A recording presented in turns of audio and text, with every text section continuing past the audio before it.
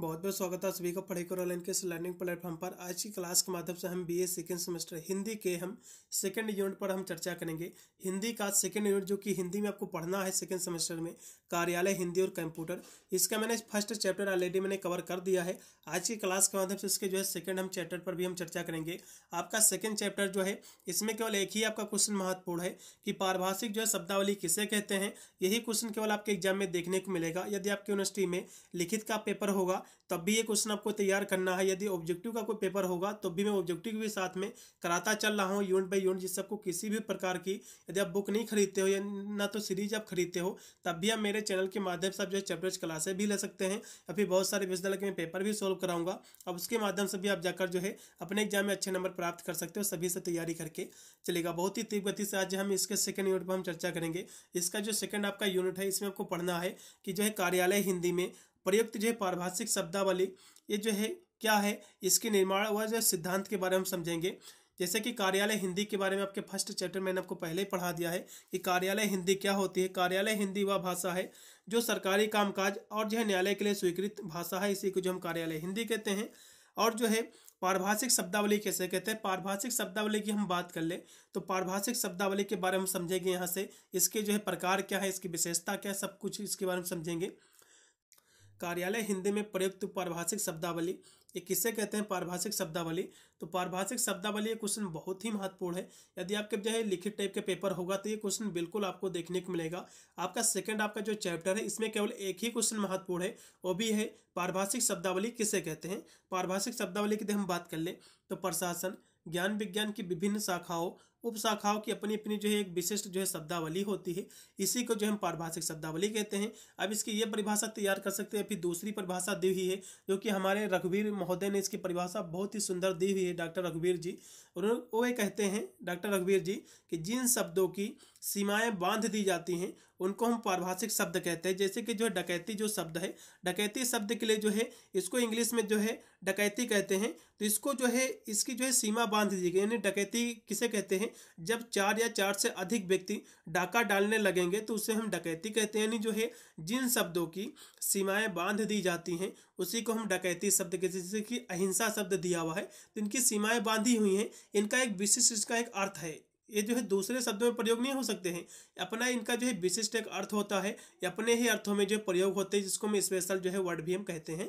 तो यही आपकी जो है पारिभाषिक या फिर जो है पारिभाषिक शब्दावली कहलाता है या फिर पारिभाषिक शब्द कहलाते हैं। यानी जिन शब्दों की सीमाएं बांध दी जाती हैं यही आपके जो है पारिभाषिक शब्द कहलाते हैं। ये परिभाषा डॉक्टर रघुवीर जी की है। किसकी है ये परिभाषा? डॉक्टर रघुवीर जी ने दिया था। ये आपके जो एमसीक्यू के पेपर में आपके क्वेश्चन पूछ सकता है कि जिन जो है शब्दों की सीमाएं बांध दी जाती हैं पारिभाषिक शब्द कहलाते। तो ये परिभाषा किसने दिया था? तो डॉक्टर रघुवीर जी ने परिभाषा दिया था। ये पॉइंट आपको याद रखना है बस। फिर अगला यहाँ से देखिएगा कुछ यहाँ से जो है इसके जो है कुछ भारत सरकार के कार्यालय में इस समय जो है मुख्य रूप से 5 जो है शब्दावलियाँ जो है चल रही, जैसे कि जो संविधान शब्दावली, संसद शब्दावली, आकाशवाणी शब्दावली, वैज्ञानिक तथा जो है तकनीकी शब्दावली आयोग की जो है शब्दावली, विधि शब्दावली जो है 5 इसके जो है शब्दावलियाँ चल रही हैं। और जो है पारिभाषिक शब्द की विशेषताओं की हम बात कर ले। फिर यहाँ से हम पारिभाषिक शब्दावली की विशेषता देखेंगे। पारिभाषिक शब्दावली किसे कहते हैं, इसकी विशेषता का भी उल्लेख कीजिए। इस तरह से आपके एग्जाम में क्वेश्चन देखने को मिलेगा। जिन शब्दों की सीमाएं बांध दी जाती हैं उसे हम पारिभाषिक शब्दावली कहते हैं। इसकी विशेषताओं की बात करें तो इसमें जो है कृत्रिम शब्दावली होता है, एक इसमें संकल्पना होती है, इसका एक निश्चित अर्थ होता है और संक्षिप्त एवं जो सरल होता है, विज्ञान दर्शन और जो शब्दों में इसमें जो एक रूपता होती है। तो ये सारी इसकी जो है विशेषता है। इस तरह से आपको एग्जाम में लिख देना है। भाई इतने ही आपके क्वेश्चन था, केवल एक ही इसमें क्वेश्चन महत्वपूर्ण था जो मैंने आपको करा दिया है। ठीक है, फिर यहाँ से हम इसके एमसीक्यू हम देखेंगे। इसमें भी आपके सेकंड यूनिट में भी आपके 50 आपके एमसीक्यू आपके क्वेश्चन इसमें भी हैं। इसके जो है टोटल इसमें 8 आपके चैप्टर है। मैं जो है बारी बारी करके बहुत ही शीघ्र सारी क्लासें हमारी जो है इसी हम फरवरी में जो है कंप्लीट करा देंगे। फरवरी में जितनी भी हिंदी की क्लासें हैं, चाहे आपके 4th सेमेस्टर की हो या फिर जो है सेकंड की हो या फिर जो है 6th की हो, वे सारी क्लासें इसी फरवरी में हिंदी की हमारी कंप्लीट हो जाएंगी। मार्च में और जितने भी आपके सब्जेक्ट बच रहे हैं वो भी मैं सारे कंप्लीट करा दूंगा। चलिएगा, इसका पहला क्वेश्चन देखिएगा। जिसका अपना जो है कोई अर्थ नहीं होता है तो उसको हम शब्द कहते हैं। देखो भाव का अपना एक अर्थ होता है और जो वाक्य का भी अपना एक अर्थ होता है, लेकिन शब्द का कोई भी अपना जो अर्थ नहीं होता है। इसलिए इसमें का दूसरा ऑप्शन। फिर आपका 2 नंबर क्वेश्चन देखेगा कि प्रत्येक विषय पूर्ण तरह जो है किस पर जो है निर्भर होता है आपको ये बताना। तो जो है ये जो है तथ्यात्मक और जो है विश्वसनीयता पर ये जो है निर्भर होता है। इसमें का तीसरा ऑप्शन पूर्णतः राइट रहेगा।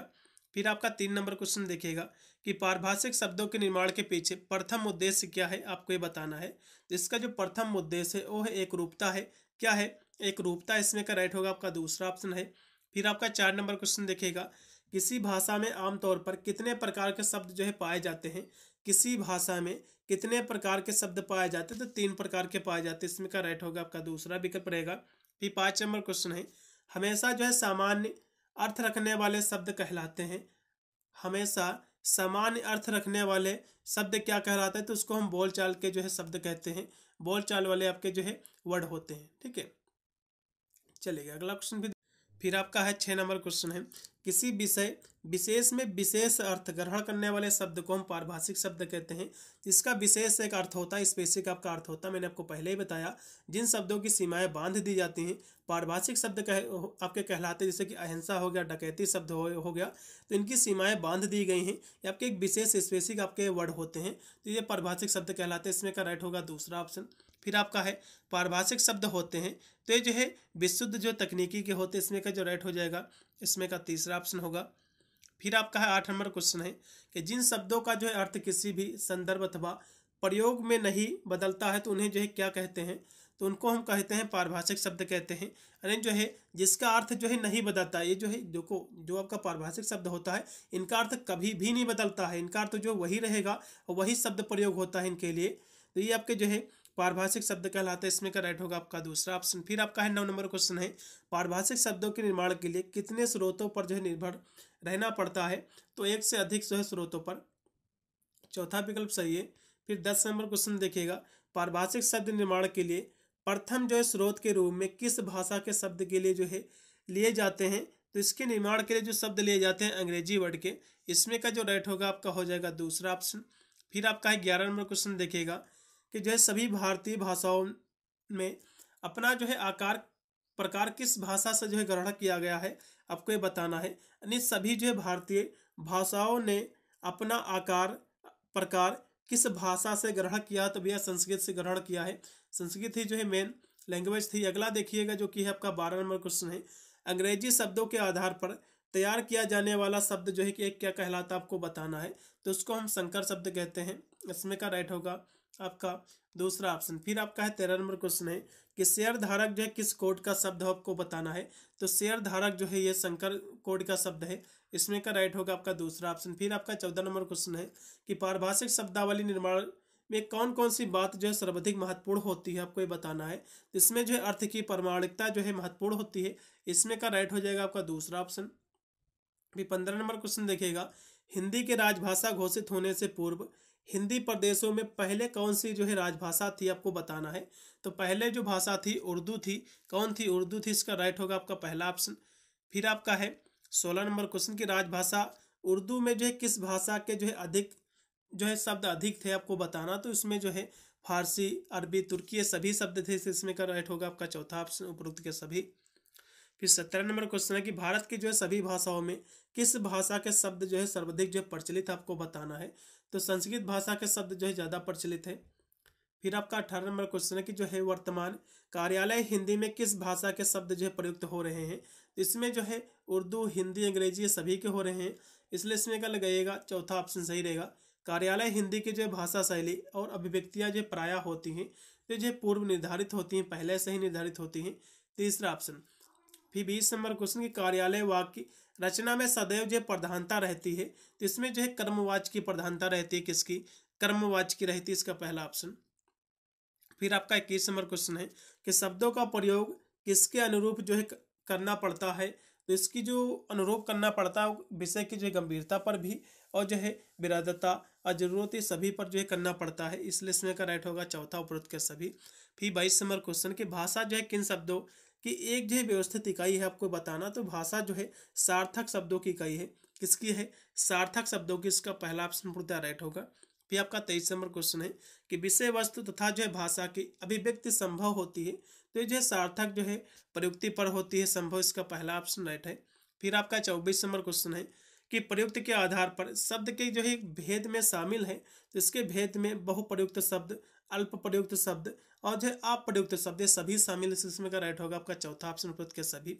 फिर आपका है शब्दों के प्रमुख रूप में जो है शामिल है, तो शब्दों के प्रमुख रूप में जो शामिल है वो कौन कौन से शामिल है, जिसमें जो है सामान्य शब्द भी शामिल है, अर्ध जो है पारिभाषिक शब्द और पारिभाषिक शब्द, ये सभी शामिल। इसमें का राइट होगा आपका डी ऑप्शन उपरोक्त का सभी। फिर आपका 26 नंबर क्वेश्चन है कि किस भी जो है भाषा के सामान्य अभिव्यंजना के जो है मूल धार होते हैं, तो इसके जो मूल धार होते हैं सामान्य वर्ड होते हैं, सामान्य शब्द होते हैं। फिर आपका है 27 नंबर क्वेश्चन कि पारिभाषिक शब्द का अर्थ है कि जिनकी जो है सीमाएं बांध दी जाती हैं वो पारिभाषिक शब्द कहलाते हैं। भैया परिभाषा किसकी है, तो डॉक्टर रघुवीर जी की परिभाषा मैंने आपको पहले ही मैंने आपको बताया था, क्वेश्चन एग्जाम में फंसेगा जरूर। फिर आपका 28 नंबर क्वेश्चन है कि जो है किनके द्वारा जो है स्पष्ट और जो है एकार्थक अभिव्यक्ति संभव होती है, तो जो पारिभाषिक शब्द के द्वारा होती है। फिर आपका है 29 नंबर क्वेश्चन की पारिभाषिक शब्दों के अंतर्गत जो है आने वाले क्षेत्र हैं, जिसमें जो है विज्ञान, प्रशासन और जो है मानविकीय सभी सिलसिले का राइट होगा उपरोक्त के सभी। फिर आपका है 30 नंबर क्वेश्चन की अंग्रेजी शब्द टेक्निकल की जो उत्पत्ति हुई है, जिसकी जो उत्पत्ति हुई है ग्रीक भाषा से हुई है, इसमें का राइट होगा दूसरा। फिर आपका है टेक्ने, टेक्ने शब्द जो है का अर्थ क्या होता है आपको बताना है, इसका तात्पर्य क्या है, तो कला और जो है शिल्प से होता है, इसमें का पहला ऑप्शन राइट है। फिर आपका 32 नंबर क्वेश्चन की पारिभाषिक शब्द की विशेषता है, तो पारिभाषिक शब्द की विशेषताओं की हम बात की तो पारिभाषिक, असामान्यता, विशिष्ट संकल्पना का जो है समावेश, ये सभी इसकी जो है विशेषता है, तो इसमें का होगा उपरोक्त के सभी। फिर आपका 33 नंबर क्वेश्चन की पारिभाषिक शब्द की विशेषता है, ये सारी इसकी जो है विशेषता इसमें पूछ रहा पारिभाषिक शब्द की, तो इसमें जो है मेरे हिसाब से देखा जाए तो विशेषता, हाँ इसमें का आप लगाइएगा पहला रहेगा पर्यायता, ठीक है, इसका पहला ऑप्शन लगाइएगा, चलेगा। फिर आपका है 34 नंबर क्वेश्चन है कि डॉक्टर भोलानाथ तिवारी के अनुसार पारिभाषिक शब्द की विशेषता है, जिसकी जो विशेषता है अल्पक्षर होना और जो है सांकेतिकता, ये सभी इसलिए में राइट होगा उपरोक्त के सभी। फिर आपका है 35 नंबर क्वेश्चन के प्रयोग के आधार पर शब्द के जो है प्रकार होते हैं, तो इसके जो है 4 प्रकार होते हैं। तीसरा ऑप्शन है पारिभाषिक शब्दों में जो है निश्चित होती है, पारिभाषिक शब्दों में क्या निश्चित होती है, अर्थ सीमा, अर्थ परिध और जो अर्थ कक्ष, ये सभी सिलसिले में राइट होगा चौथा ऑप्शन उपरोक्त के सभी। फिर आपका 37 नंबर क्वेश्चन की पारिभाषिक शब्द निर्माण को लेकर प्रचलित जो है विचारधारा है, तो ये सभी इसकी विचारधारा है, शुद्धतावादी विचारधारा, संस्कृतवादी, अंग्रेजी विचारधारा, सभी सिलसिले में होगा उपरोक्त के सभी। फिर आपका 38 नंबर क्वेश्चन है कि पारिभाषिक शब्द निर्माण को लेकर शुद्धतावादी विचारधारा के प्रवर्तक कौन थे, तो डॉक्टर रघुवीर जी थे, इसका तीसरा ऑप्शन। फिर आपका 39 नंबर क्वेश्चन है अंग्रेजी के ज़्यादातर शब्द जो है किस भाषा से लिए गए हैं, तो जो फ्रेंच भाषा से लिए गए हैं, इसमें का तीसरा ऑप्शन राइट रहेगा। फिर 40 नंबर क्वेश्चन है कि वैज्ञानिक एवं जो तकनीकी शब्दावली आयोग का जो है गठन कब किया गया था, यह क्वेश्चन आपके एग्जाम में फंसेगा, 1961 में किया गया था, इसमें का जो राइट हो जाएगा दूसरा ऑप्शन रहेगा। फिर आपका है 41 नंबर क्वेश्चन है कि वैज्ञानिक एवं तकनीकी शब्दावली आयोग ने किस विचारधारा को अपनाने की जो है कोशिश की है, तो जो है समान्वयवादी की है, इसमें का राइट होगा तीसरा। फिर है आपका 42 नंबर क्वेश्चन कि पारिभाषिक शब्द के निर्धारण के लिए कितनी पद्धतियां जो है बताई गई हैं, तो 4 पद्धतियां बताई गई हैं। फिर 43 नंबर क्वेश्चन है पारिभाषिक शब्दावली के जो निर्धारण की पद्धतियां है, तो जो ग्रहण, अनुकूलन, संचयन, ये सभी इसमें का राइट होगा उपरोक्त के सभी। उद्घट शब्दावली जो है कहा जाता है, तो ये जो है ग्रहण को कहा जाता है, इसमें का पहला ऑप्शन है। फिर 45 नंबर क्वेश्चन है कि पारिभाषिक शब्दावली के संदर्भ में अनुकूलन प्रक्रिया में शामिल, तो इसमें जो है ध्वनि अनुकूलन और जो है शब्दानुकूलन, ये दोनों सदस्य का राइट होगा, इसमें का ए व बी दोनों। फिर 46 नंबर क्वेश्चन है कि भारतीय भाषाओं, उपभाषाओं तथा जो है बोलियों के उपयुक्त जो है अछूतों शब्दों का पारिभाषिक शब्द में जो है प्रयोग की प्रक्रिया जो है उसको हम संचयन कहते हैं, इसमें का राइट होगा दूसरा। फिर 47 नंबर क्वेश्चन की पारिभाषिक शब्द जो है निर्माण की पद्धति जो है संभव नहीं है, तो जो है उर्दू भाषा में संभव नहीं है और सभी में जो है संभव है, इसलिए इसमें का राइट होगा चौथा ऑप्शन। फिर 48 नंबर क्वेश्चन है कि डॉक्टर जो है DS कोठारी ने जो है पारिभाषिक शब्दावली के निर्माण के जो कितने सिद्धांत बताए हैं, तो इन्होंने जो है इसके 3 सिद्धांत बताए हैं। फिर आपका 49 नंबर क्वेश्चन कि डॉक्टर रघुवीर ने पारिभाषिक शब्दावली के निर्माण के जो कितने सिद्धांत बताए हैं, तो इन्होंने जो इसके सिद्धांत बताए हैं 13 बताए हैं। कितने बताए हैं? 13 बताए हैं। फिर लास्ट में आपका है 50 नंबर क्वेश्चन है कि जो है नागरी प्राचार्य सभा द्वारा परिभाषित कोश निर्माण का कार्य जो है कब ये प्रारंभ हुआ था, तो जो है 1898 में हुआ था। इसमें का जो राइट आपका हो जाएगा पहला ऑप्शन रहेगा। भाई इतने ही क्वेश्चन आपके थे जो है सेकंड आपके चैप्टर में, सभी में आपके 50-50 ही आपके क्वेश्चन है। टोटल आपके 8 आपके चैप्टर हैं, तो उस हिसाब से आपके जो है पूरे 400 आपके क्वेश्चन आपके बनेंगे इस पूरे आपके जो है संपूर्ण आपके पाठ्यक्रम में एमसीक्यू के। साथ में मैं जो है रिटर्न वाले भी कराता चल रहा हूँ। जितने भी आपके महत्वपूर्ण क्वेश्चन हैं, जितने भी आपके चैप्टर में लिखित वाले, अपने लिखित वाले क्वेश्चनों को याद करेंगे और जिसमें आपका ऑब्जेक्टिव का पेपर होगा अपना ऑब्जेक्टिव वाले क्वेश्चनों को देखेंगे। मिलता हूँ वीडियो के लिए, तब तक सभी को thank you for watching this video.